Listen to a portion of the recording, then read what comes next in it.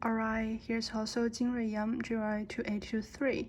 We come to the second question of the second homework, which is question 3.36. For this question, we've got an LTI system, which is y of n equals 1 over 2 to power n minus 1, and multiply u of n plus 1. And also, we've got an input, which is xn. Here you see the input and also the output.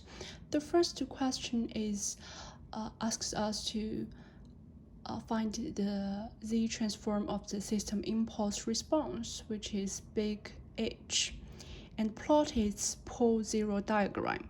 So to find the H, we're gonna just like the last question, we can find the big Y of the multiplication of big X and big H. So we can also get the big H of big Y divided by big X. So according to this method, we can first get xz, because x of n is u of n. So it's really very simple that the big X should be z over z minus 1.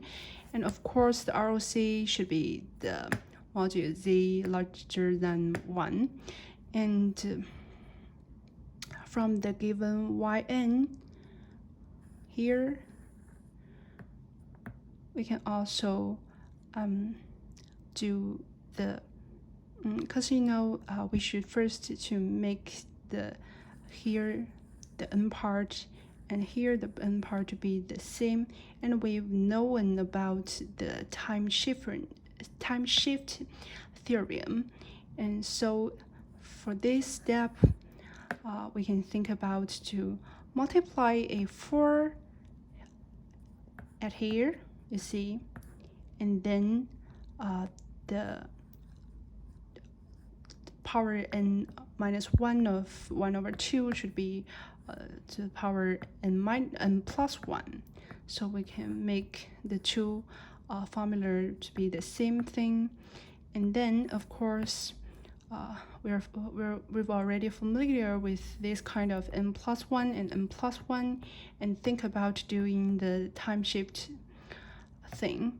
So here we just transform the small n to the small y, to the big Y, and to move the constant 4 down and get z over z minus 1 over 2, and we also get have a time shift, so we put a z here. So here's the answer of big Z. And of course, from this formula, we can get that the ROC should be module Z larger than 1 over 2, because these two are the causal thing from here. So here's the ROC.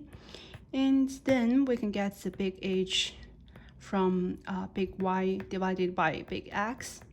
And it's simple, and the answer is here. So the ROC of H, we can get it from, because we know that the ROC of Y should be in the intersection of ROC of X and H. So we've got the ROC of Y and ROC of X. So we know that the intersection, about the intersection thing, so the ROC of H should be the module Z larger than 1 over 2, and you can see from here also. So the second question asks us to find the impulse response H of n. So we've got a big H here. To get the small h, we can just do the transform. I can expand this formula and get this one and transform it. It's really simple, just like the first question. So I will not explain it. For the question C, It's also the same thing. It's stable because ROC includes the unit circle according to here. And oh, I'm sorry, I forgot. The first question that they asked us to draw a zero pole diagram of H. Because here you can see here is the formula of big Z. The zeros are the root of the denominator. So the zero should be, the first one is 0 and the second one is 1. So you can see the 0 and 0. And also the pole should be 1/2 without the imaginary part. So the pole is here. And ROC is mod Z is larger than 1/2. So here's the circle. And for the last question, it asks us if the system causal. Let me remind you the definition of the causal thing. It is that if this system is causal, then the let's see, y of n should be 0 when n smaller than 0. But here, when we put the -1 into the H formulation, we got that H minus 1 is not equal to 0. So this system is not causal. Sorry.